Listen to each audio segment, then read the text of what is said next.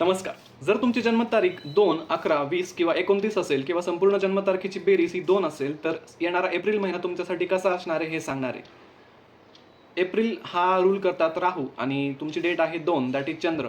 राहू प्लस चंद्र ही युती ओके आहे, पण इथे चंद्र असल्यामुळे तुम्हाला कुठेतरी मेंटल स्ट्रेस फेस करावा लागणार आहे आणि तुम्हाला याचंच प्रिकॉशन घ्यायचं आहे, कारण हाच मेंटल स्ट्रेस पुढे जाऊन डिप्रेशनचं कारण बनू शकतो.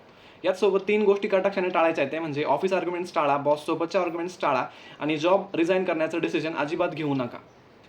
जॉब जर गेला तर पुढे जॉब मिळण्याचे सुद्धा थोडेसे तुम्हाला क्लॅशेस फेस करावे लागतील, त्यामुळे जॉब रिझाइन करू नका.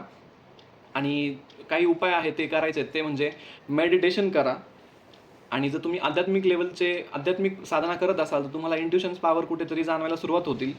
ग्रीन कलर यूज करणं बेस्ट राहील. जास्तीत जास्त ग्रीन कलरचा यूज तुम्ही एप्रिल महिन्यात करा.